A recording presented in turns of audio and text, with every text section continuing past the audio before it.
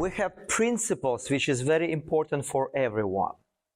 When we learn to dance and we start working in Samba, yes? So we learn what is the main basic principle of Samba, right? You know that, yeah? So the bounce, create a space a little bit, yes? Yes? So bounce, what is bounce? First of all, it belongs more to the legs or to the body. What we're trying to do is the body weight, our body, in relationship to the floor. We're trying to create like a springy motion. So, and we learn that we are bending the legs, straightening the legs. But what is important, the movement of that when you bend the leg and the straightening back, it's one continuous movement. So you need to find that elasticity, very nice energy in your legs, your knees, your ankles, your pelvic action to create nice movement of the body. If you do it like this, look, is it nice movement? Is it looks like I'm bouncing? No, I'm bending, I'm straightening, like I'm doing two separate actions, and which create very abrupt movement, abrupt, like cut. So we try to create nice, fluid movement in general, the whole body, but we use pelvic, knees, ankles, so we can bounce our body weight against the floor. So we have, usually we do 2 bounce on one leg, 1, 2, after second one we transfer in the weight 1 and 2 and 1 and 2 and 1 and 2 and guys, very important, when we create a pelvic action, what should happen in our upper part of the body in relationship to the pelvic action? What is upper part of the body doing? Do we have this like we are on a camel? So no, we try to create a very elegant, beautiful posture, long spine, very nice energy, your neck, your face. And when we create under our torso movement, we have very slight bounce in our head. So our head should not jump up and down very much. So more movement will be in the middle part of the body.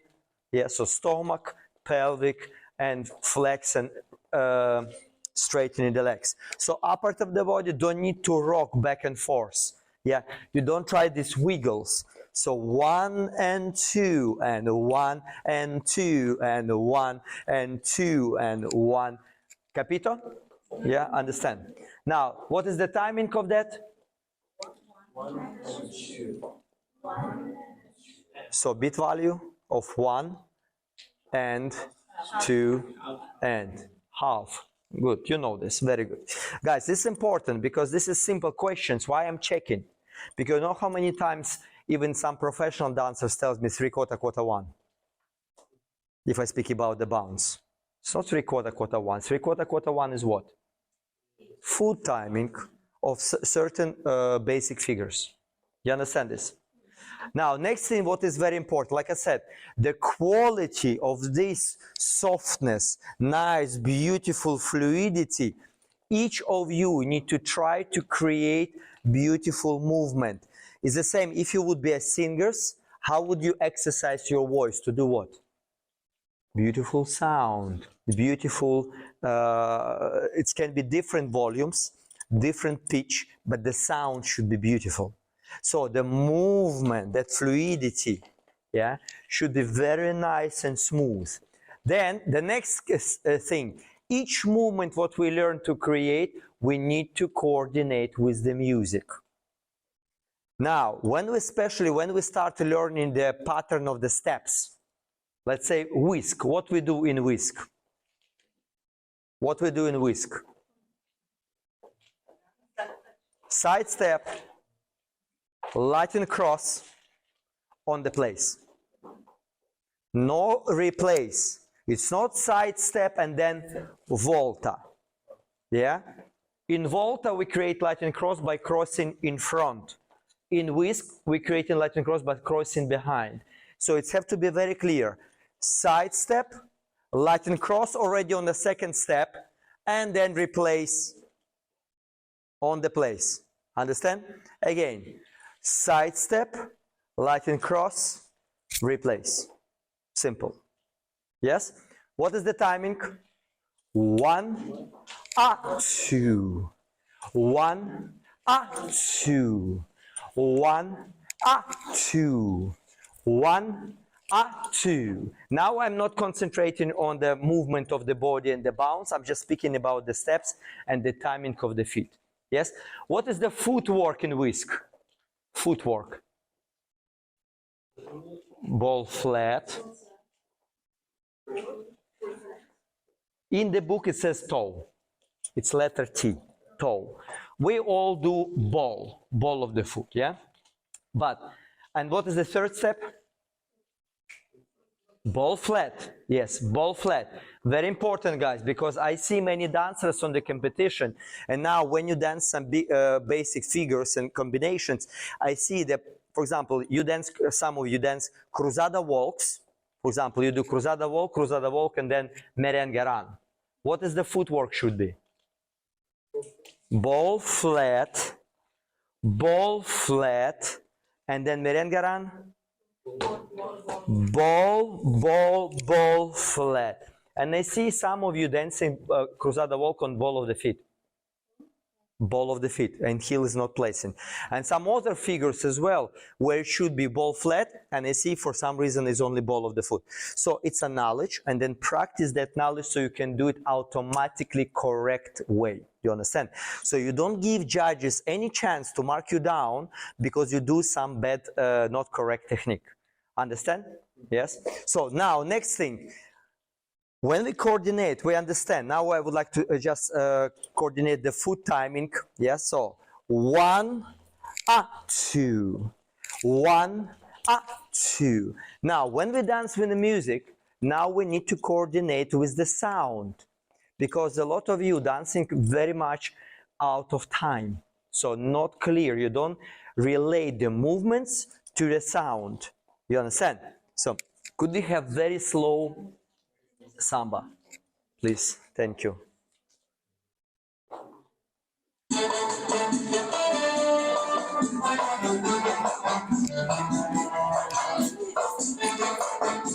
Very important, guys. Everything sound.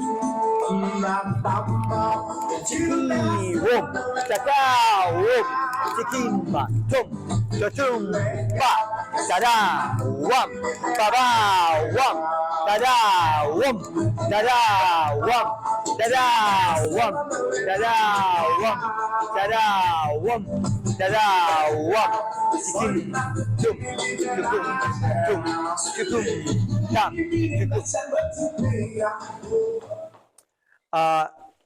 guys, when you hear in the in music, when you listen to the sound, yeah, 1, 2, 3, 4,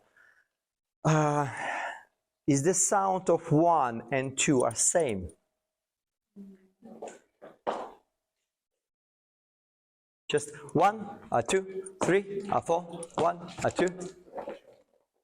So what is the difference? The accent. Where is the accent? 1, 2. So the sound 2 is heavier. Yes, 1, 2. But then what is important? It's not 2, not 2. 2, 1, 2, 1, 2, 1, 2, 1. 2, 1, and 2, 1. 2 and 1, and 2 and 1, and 2 and 1. Guys, make, look, when we practice and we work purely, let's say, speak about technique and things, try to make your actions clear and precise. When we just describe side step, already second step is a Latin cross. What does it mean, lightning cross? From the top, from inner thighs to your knees, you have to zip your legs like a zipper. Already second step is lightning cross. Together, together. So between my feet, there is certain space. The foot rotation are different. So if you have a third position, so the toes in two different directions. So that's how you create lightning cross. You just cross behind. Yeah? You know, some people say that side step, your foot have to be straight. Those people usually are very turned in life. So for them, straight it's already turned out.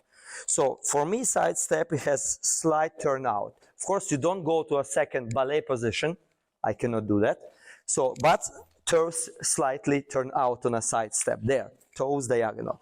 Now, that foot, after your, of course, actions in the body, in the hips, and when you recover, that foot, the fastest directed way have to get into the next position. So all the decoration when you go forward, so if you want to go to center of Florence, you don't need to go to, how to say, record. Do you have this in Florence? You don't have that. Okay.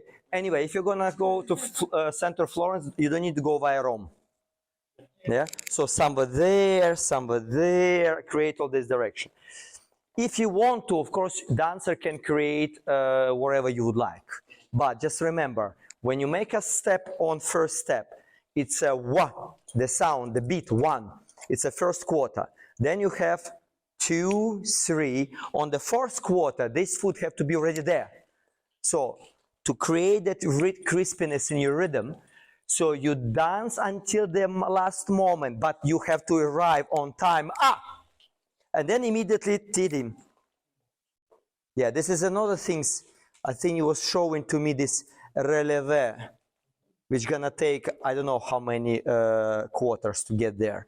I mean, the second step on the fourth quarter, and the third one on the fifth one. So how much time between fourth quarter and fifth quarter in a normal speed of music? Can you imagine? Or 1, 2. So there is not so much time to get into that relevé.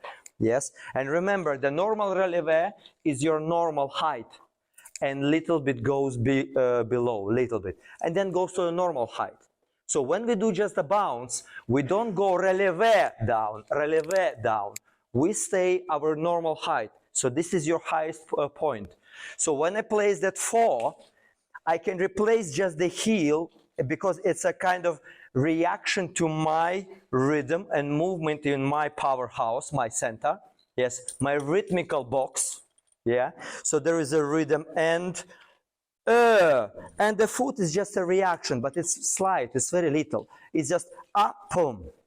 Because remember, guys, mechanics, when you're thinking and working on mechanics, remember, your mechanics, what you're trying to do slowly, is have to work in a normal tempo of music. If you exaggerate so much, and it will cost you possibility to dance rhythmically in the fast, normal, competitive tempo, then it's a wrong mechanic.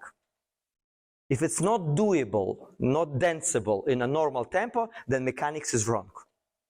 Okay? Yeah, so it have to be very with good, easy possibility to create tune and recover. 1 and 2 and 1 and 2 and 1 and 2. Guys, don't sit down because we quickly start about bounce. It's a 1 and 2 and 1 and 2 and so 1 and 2 and 1 and 2 and 1 and 2. 1 and 2 and 1 and 2 and 1 and 2. Yeah? Try now with the music. Any questions? I don't want to stay on whisk for too long because usually people start with whisk and they finish lecture with whisk. I want to go somewhere, do something else. Can you have slow music? So, yeah. Try. 5, 6, 7, 8. Atu, atu.